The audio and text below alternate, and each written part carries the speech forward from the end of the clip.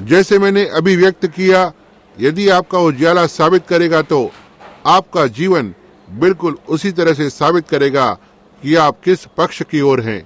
मैं परवाह नहीं करता आप भले ही कहते हो कि आप किस पक्ष की ओर हैं, आप हर दिन जो करते हैं यह साबित करता है कि आप क्या हैं। आपने पहले की कहावत को सुना होगा, आपका जीवन ऊंचे स्वर में बोलता है। मैं आपकी गवाही को नहीं सुन सकता हूँ, समझे। आपके कार्य बहुत ही ऊंचे स्वर में बोलते हैं। मैं हमेशा ही चिल्लाने और कूदने में विश्वास करता हूँ, लेकिन मैं हमेशा ही कहता हूँ, जितना आप जीते हैं उससे ज्यादा मत कूदो, क्योंकि संसार इस बातों को देखेगा। आपने देखा, आपको उतना ही कूदना है जितना आप जीते हैं, इसलिए क्योंकि कोई तो आपको देख रहा है। और अब जबकि लोग कलीसिया नहीं आते हैं, उनमें से वे बहुत से बस नहीं आना चाहते हैं, और उनमें से कुछ नहीं आ रहे हैं जो सच्चे लोग हैं। और हम इसके लिए बहुत सी बार खुला विचार रखते आए हैं। आप उन्हें जिम्मेदार ठहरा सकते हैं, क्योंकि देखो, लोगों का बर्ताव ही इस तरह से होता है।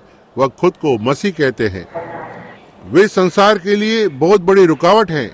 वे जो स्त्री और पुरुष हैं जो एक मसीह होने का दावा करते हैं और उनके दावों से अलग ही जीवन को जीते हैं। बिल्कुल सही बात है। अब क्योंकि न्याय के समय पर निराशाएं आएंगी, अब वे जो पापी, तस्करी, जुआरी, व्यभिचारी हैं, वो उनके दंड बताए जाने पर निराश नहीं होंगे कि उसे सनातन की आग में डाल दिया जाए।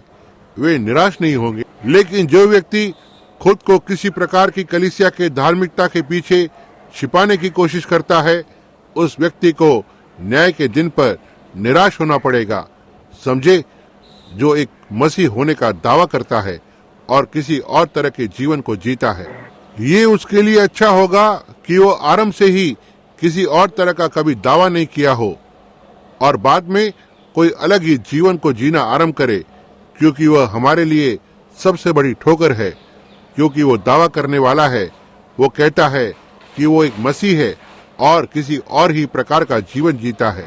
हमेशा ही आप अपने जीवन का उस बात से न्याय न करें कि आपके पास चिन्ह चमत्कार करने की सामर्थ्य है, और हमें खुद का न्याय उस बात से नहीं करना है कि हमारे पास वचन का कितना ज्ञान है, लेकिन हमेशा ही खुद का न्याय करें कि पीछे मुड़कर देखें और जांचें कि आप किस प्रकार के फल को ला रहे हैं, जो जीवन आप वर्तमान में जी रहे हैं, समझे।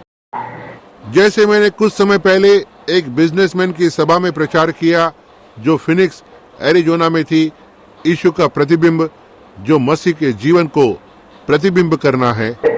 मैंने कहा, मैंने यहाँ केंटकी में जन्म लिया था, जो कि बहुत ही साधारण सा था, विशेषकर पहले जब मैं एक बालक ही था, और इस बालक के पास कभी भी रहने के लिए एक घर नहीं था, जैसे हमारे पास यहाँ पर है।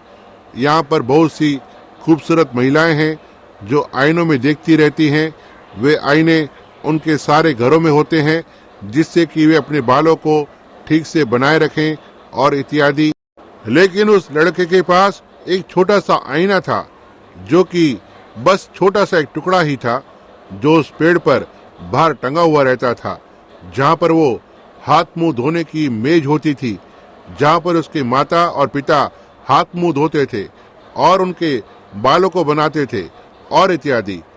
इस पुराने छोटे से कांच के टुकड़े में देखकर, जो एक पेड़ पर टंगा हुआ होता था, साफ कहूँ तो उस तरह के घर हमारे हुआ करते थे। हम बच्चों में से कोई भी उस आईने में देखना चाहता था, हम एक बक्से को लेकर और उस हाथ मुंह धोने की मेज पर चढ़ते और एक छोटे से टुकड़े पर देखते थे, जिसे मैंने खुद कचरे से उठाया था, जो वहाँ केंटकी में था, जो यहाँ ऊपर इंडियाना यूटिका पाइक में था।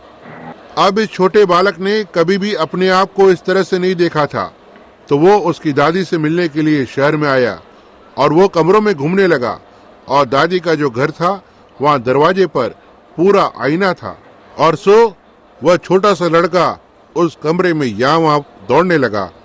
वो एक और लड़के को अपने सामने देख रहा था और उस आईने में छोटा लड़का भी दौड़ रहा था, इसलिए उसने सोचा कि उसे कुछ मिनट के लिए रुकना चाहिए और वो उस एक छोटे लड़के को देखेगा कि वो क्या करता है। और जब वो रुक गया, वह छोटा लड़का रुक गया। जब उसने अपने सिर को पीछे की ओर घुमाया और छोटे लड़के ने उसके सिर को घुमाया, उसने अपने सर को खुजाया, छोटे लड़के ने भी अपने सर को खुजाया।